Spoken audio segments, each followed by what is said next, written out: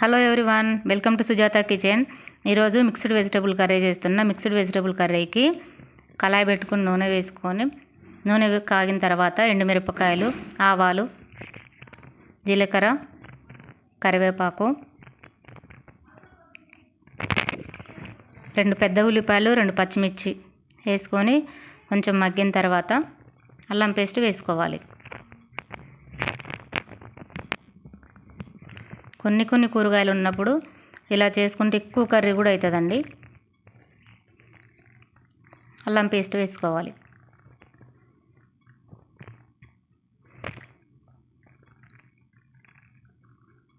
పసుపు వేసుకోవాలి. ఆలుగడ్డలు కట్ చేసి పెట్టుకున్నవి వేసుకోవాలి.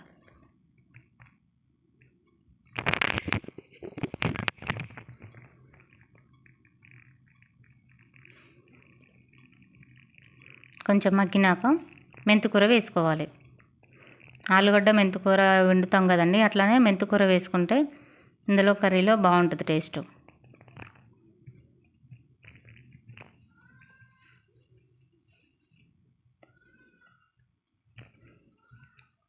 కొంచెం మగ్గిన తర్వాత టమాటాలు వేసుకోవాలి. టమాటాలు ఎక్కువ వేసుకుంటే కొంచెం కర్రీ ఎక్కువ అవుతుందండి, రోస్ట్ ఎక్కువ వస్తుందని టమాటాలు ఎక్కువ వాడుతున్నాం.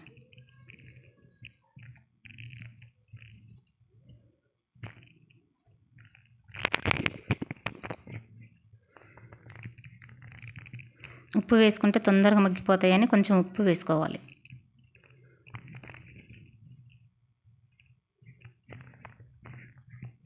కలుపుకొని మూత పెట్టుకొని 2 నిమిషాలు మగ్గనివ్వాలి.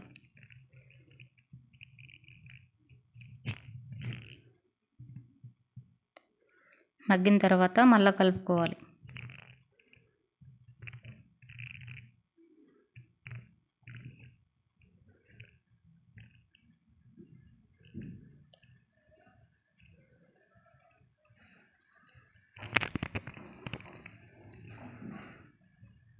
మూత తీసి ఇప్పుడు కలుపుకొని క్యాప్సికం వేసుకోవాలి. క్యాప్సికం కూడా 2 ఉంటే వేసినండి.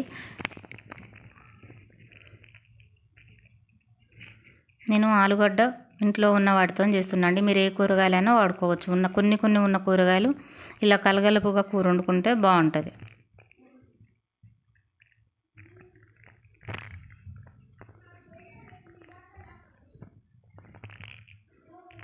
ఇప్పుడు కారము తగినంత వేసుకోండి. మీకు ఎంత అంటే కారం మంట ఉన్నదా లేదా దాన్ని బట్టి కారం వేసుకోండి చూసుకొని.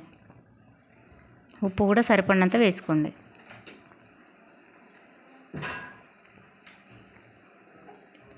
ధనియాల పొడి కూడా వేసుకోండి ఇప్పుడే.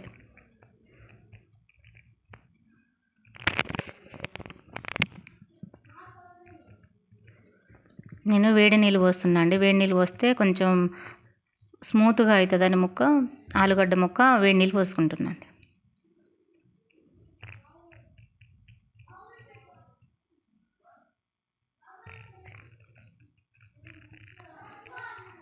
ఒక 5-6 నిమిషాల తర్వాత మూత తీసి చూస్తే ఉడికిపోయినాయండి.